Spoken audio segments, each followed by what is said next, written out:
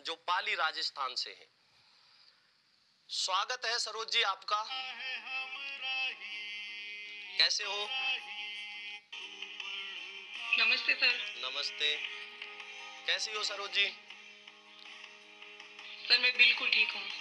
चलो, स्वागत है आपका उत्कर्ष में। प्रश्न पूछता हूँ पहले मैं आपसे, और प्रश्न है आपके सामने कि नेहरू जी ने विश्व शांति के लिए प्रयास किया। रेखांकित पद संज्ञा भेद है। रेखांकित है यहाँ नेहरू जी।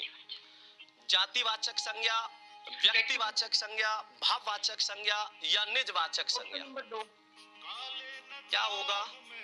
व्यक्तिवाचक संज्ञा। आपने उत्तर बताया कि जातिवाचक संज्ञा होगा। लॉक कर दिया जाए? व्यक्तिवाचक संज्ञा सर। अच्छा, व्यक्तिवाचक बताया है। विकल्प दूसरा बता रहे हो आप, व्यक्तिवाचक संज्ञा। चलो देखते हैं। बिल्कुल सही उत्तर दिया। देखो समझना, इसमें बिल्कुल सही उत्तर है आपका व्यक्तिवाचक संज्ञा। देखो नेहरू नाम नहीं है, जाति है। नेहरू क्या है? जाति है। लेकिन जातिवाचक संज्ञा का कोई शब्द जब किसी व्यक्ति विशेष के अर्थ में रूढ़ हो जाता है तो वहां कौन सी संज्ञा हो जाती है? व्यक्तिवाचक संज्ञा हो जाती है। तो नेहरू भले ही जाति है, लेकिन नेहरू कहते ही, नेहरू जी कहते ही हमारे दिमाग में जवाहरलाल नेहरू जी की तस्वीर छप जाती है। जवाहरलाल नेहरू जी हमें याद आ जाते हैं, इसलिए यहाँ पर क्या हो जाएगा? व्यक्तिवाचक संज्ञा। तो बिल्कुल सही उत्तर दिया, बहुत बहुत धन्यवाद। पहला प्रश्न आपसे पूछा, पहले प्रश्न का उत्तर आपने बिल्कुल सही दिया। अब अगले प्रश्न की ओर बढ़ते हैं, और अगला प्रश्न है आपका कि अन्वय शब्द में कौन सा उपसर्ग है?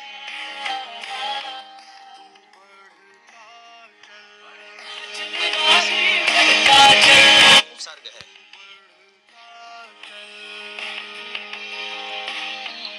बिल्कुल।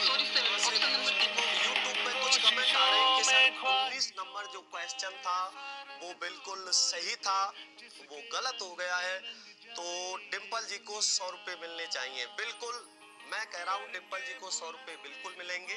डिम्पल जी ने बिल्कुल सही बताया है। अगर वहां पर एरर है तो वो प्रश्न के उनको डिम्पल जी को 100 रुपए अवश्य मिलेंगे। 300 रुपए उनको दिए जाएंगे। बहुत बहुत धन्यवाद आपका भी। देखो अन्वय शब्द में कौन सा उपसर्ग है, इसका मतलब यूट्यूब पर भी मेरे भाई बहन बिल्कुल ध्यान से देख रहे हैं और पूर्ण मनोयोग से देख रहे हैं।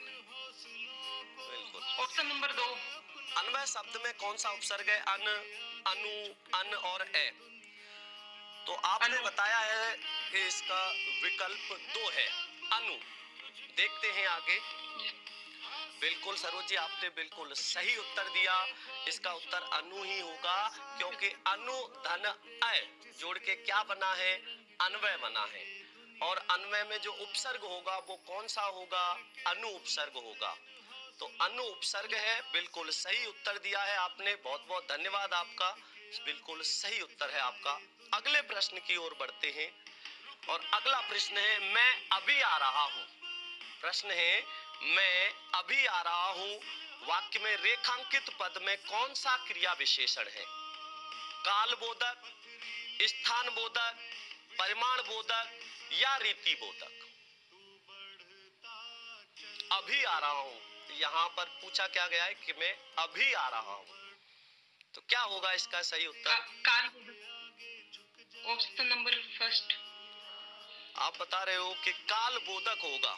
जैसा कि आपको पता है, अगर आप चाहो तो 50-50 लाइफलाइन का प्रयोग भी कर सकते हो, जिसमें 2 प्रश्न गलत काट दिए जाते हैं। और अगर आपको कॉन्फिडेंस है, पूरा विश्वास है कि सही है, तो उसको खराब करने की जरूरत नहीं है।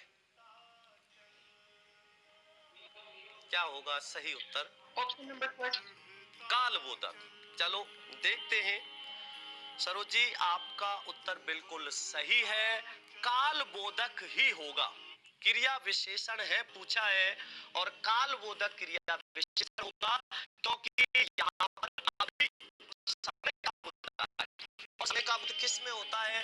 कालबोधक क्रिया विशेषण में होता है। अब इसमें प्रश्न किससे किया जाता है? कब से। मैं अभी आ रहा हूँ, कब आ रहा हूँ? अभी। इसका मतलब ये किसका बोध करा रहा है? समय का बोध करा रहा है, और समय का बोध होता है कालबोधक में। बहुत बहुत धन्यवाद। सरोज जी, आपसे 3 प्रश्न पूछे गए। तीनों प्रश्नों का आपने उत्तर बहुत अच्छे से और पूरे कॉन्फिडेंस के साथ दिया। बहुत बहुत धन्यवाद आपका। कुछ कहना चाहते हो आप?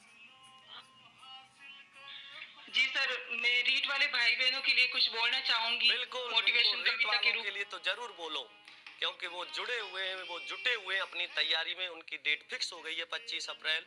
बिल्कुल बोलिए, स्वागत है आपका। सर। बोलिए। हेलो रीट, आई आखिर तुझे मेरी याद तो आई आखिर तुझे मेरी याद तो आई। रीट भूल गई हूँ अब मैं तेरी सारी बेवफाई। रीट भूल गई हूँ अब मैं सारी तेरी बेवफाई। तू कहती थी बस अब आती हूँ, तू कहती थी बस अब आती हूँ। कई बार कहा और नहीं आई, कई बार कहा और नहीं आई। बस मिस कॉल सी जीवित थी, बस मिस कॉल सी जीवित थी तेरी मेरी प्रेम सगाई। मेरा 90 तेरी जद में है, मेरा 90 तेरी जद में है। बस 10 ही पुराना पाया है। और राजस्थान जीके को भी सुन ले, और राजस्थान जीके को भी सुन ले। बदनायक पाया है, सुना है तेरे स्वयंवर में अब के कॉमर्स वाले भी आएंगे।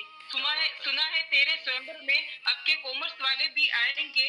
लेवल फर्स्ट जैसी छोटी बहन को, लेवल फर्स्ट जैसी छोटी बहन को बस एफटीसी वाले ब्याहेंगे। लंबी है आशी की वर्षों से, लंबी है आशी की वर्षों से। मानो अब गुलशन भी खिलाएंगे, मानो अब गुलशन भी खिलाएंगे। 25 अप्रैल शुभ आका तीज पे, 25 अप्रैल शुभ आका तीज पे तुझसे ही ब्याह रचाएंगे, तुझसे ही ब्याह रचाएंगे। 25 अप्रैल को आखा तीज पर ब्याह भी रच जाएगा। बहुत अच्छी कविता सुनाई आपने, बहुत अच्छा लगा। और मेरे प्यारे भाई बहन जो सुन रहे हैं उनको भी अच्छा लगा होगा। तो बहुत बहुत धन्यवाद सरोज जी आपका उत्कर्ष के साथ जुड़ने के लिए। बोलिए। सर, मैंने हिंदी भी आपसे ही पढ़ा है तो मेरी हिंदी भी एकदम परफेक्ट हो गई। बहुत अच्छा पढ़ाते हो, बहुत डीप से पढ़ाते हो सर आप। बहुत बहुत धन्यवाद आपका जुड़ने के लिए और सही उत्तर देने के लिए। उत्कर्ष टीम के लिए थैंक यू। और निर्मल सर ने भी हमारे लिए बहुत कुछ किया है सर। मतलब ऑनलाइन क्लासेस चलाना, मतलब इतना मोटिवेट करके रखना ऐसे कोरोना के काल में, बहुत कुछ किया हमारे लिए।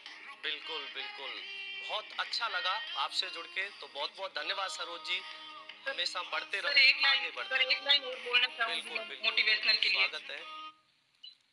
रास्ते भी जिद्दी है, मंजिलें भी जिद्दी हैं, रास्ते भी जिद्दी है, मंजिलें भी जिद्दी हैं।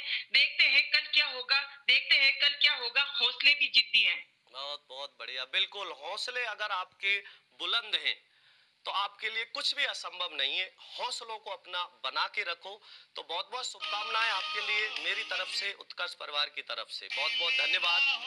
हमारे अगले प्रतिभागी हैं खेमराज जाटव जी, जो